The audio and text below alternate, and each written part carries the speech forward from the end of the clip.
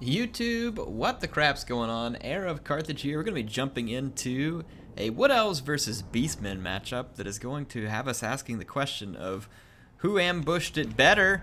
Oh, check it out. Double ambush, so we got Vanguard all over the place. Units literally starting on top of each other over here as Wild Riders engaging Centaurs, Gore Herds, and Chaos Warhounds. One Centaur unit immediately owned, and then a netted Bray Shaman of Shadows gets caught up, and as we see that most of the pain for the Beastmen was stationed off on their own right flank, and this is going to open things up to a very interesting hurt on their left flank. And when I say interesting, I really just mean painful. This Bray Shaman gets hit by the Lady and her dragon. It is going to be gruesome. Morgur is trying to come in and do something about it. Now remember, the regiments of renown are back. This is going to be fantastic. Some of these are on the battlefield. One of these is the Wardens of Cithrel, which is a Wildwood Ranger with a shield and spear. These guys are gruesome with armor sundering and huge armor-piercing anti-large attacks. They will be quite good against Beastmen infantry, even though Beastmen do okay versus low armor. These guys are going to have huge defense and attack, and they will cause terrible damage to the Beastmen. And these Wild Riders are also a great pick against the Beastmen, decent against Centaurs, very fast, very effective against archers, and very effective versus lightly armored infantry. Wild Riders are a solid pick all around. That said, as the main force of the Beastmen starts to arrive on scene, the Wood Elves start to take some pretty serious punishment. Their Deepwood Scouts come under pressure from the inevitable chaos spawn of Morgur. However, Morgur is paid back with an attack by the Glady, who's had enough of his Chaos Spawn trash. And then the Dryads here trying to hold the line against the main horde of the Beastmen. Check out this sweet regiment of renown here, the Blackhorn Ravagers. It's going to be a special unit that has shielded stock. Very cool unit. These guys are going to roll on in and start trying to fight the Wardens. The Wardens, who have already cleaned up 67 kills. Out on this flank, a Wild Rider has cleaned up quite a few kills. This one's already with 49 and just waiting to be reactivated. Over here, though, the Beastmen gain an advantage over some Dryads, and they have some Warhounds moving around to threaten the archers. Meanwhile, Morgur is just proving a little too tanky for the Glady to deal with, and a lot of Spearmen and Archers are now on station to punish her, and there's even more Chaos Spawn, and they have spawned into some kind of strange ball. It's like they were all mating or something. So what we have now is a pretty close battle here. The Beastmen have a pretty significantly dangerous force in the field, but look at these Rangers, 92 kills and climbing. And the Ravagers are being ravaged by these Rangers whose defense is just too high. Far too high for these Ravagers to overcome. They'll do some damage, but they are being beaten down. Back here, the Deepwood Scouts are taking a beating at the hands of these fast-moving units, but then the Wild Riders come in for the save, and these Wild Riders have done some pretty significant damage. And back here, these Wild Riders have mopped up unit after unit for 134 kills, and more counting. Enough to even make Legolas start to feel a little bit underwhelming. Do not underestimate Wild Riders. These guys are good. If you have the wrong units, they will kill you all day long. 129 kills for the Wardens, and again, the Ravagers being ravaged. They are not liking this fight. Such a cool unit here, the Wardens. Neat regiment of renown, nice use. So you can see that the Wood Elves starting to gain a little favor here because they were able to get their Deepwood Scouts free, but one last unit of Warhounds not giving up, pursuing on in. Looks like the Glady's not going to dive into that. She's going to use her attack here, which is actually going to do some pretty decent damage. She did do a couple of other breath attacks that were less than successful. That one actually landed. I know I didn't catch the other ones, but there was quite a bit of damage done to her own units and some of the others. But here, most of what's left of Morgur's army, and then again, if 100 and something kills wasn't enough, now we're going to push it all the way up to 200 and triple chevron these Wild Riders, who are now just massacring these Ungor Raiders who do not have a prayer in this fight with the huge melee attack and charge of the Wild Riders. And now it is just a mop-up operation. Morgar is the last remaining, and he has been hit with the Prey of Enethrema, and he's under some significant fire here. We've got the Spell Singer fainting in there too. That was pretty nice feint. 240 kills.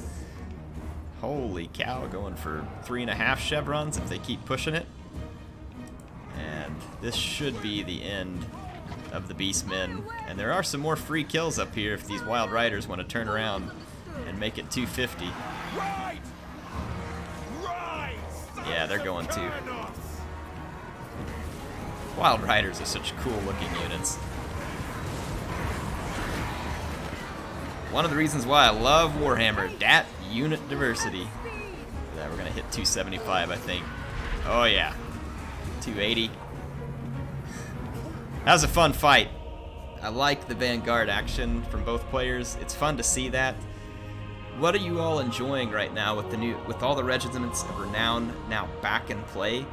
Are you finding new army combinations, different matchups that you enjoy? Are you finding factions that weren't quite as strong now to be better? Just kind of curious to see what you all think. Also, keep an eye out for a post. I'm going to be putting a post up on YouTube where you all can vote on the factions that you want me to focus on. I'm going to start doing some multiplayer faction focuses.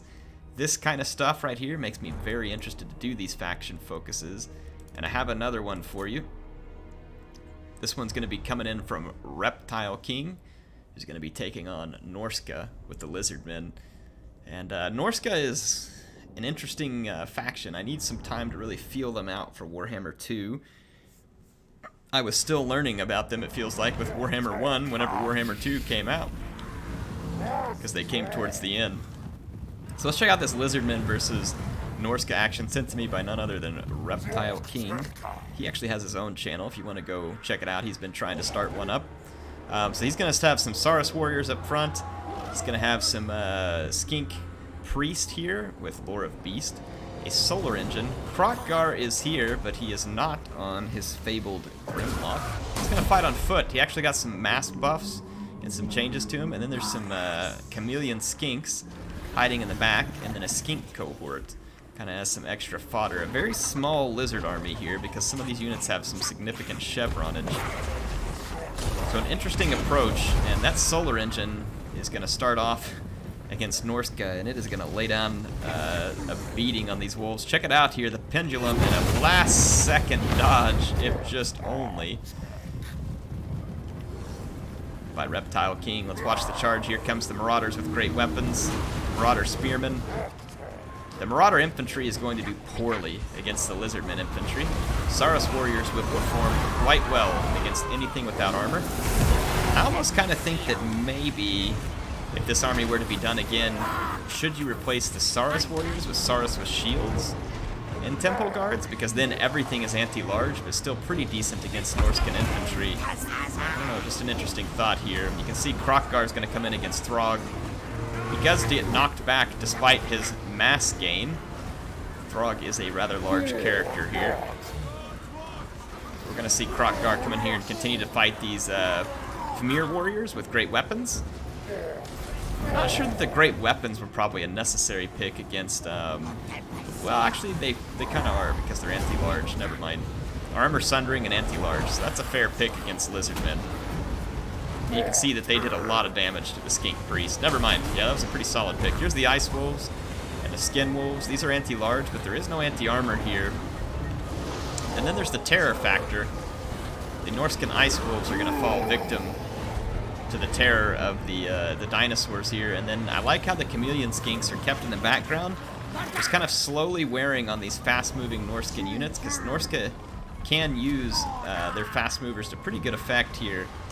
And I like seeing the Chameleon Skinks just kind of being used to slow them down.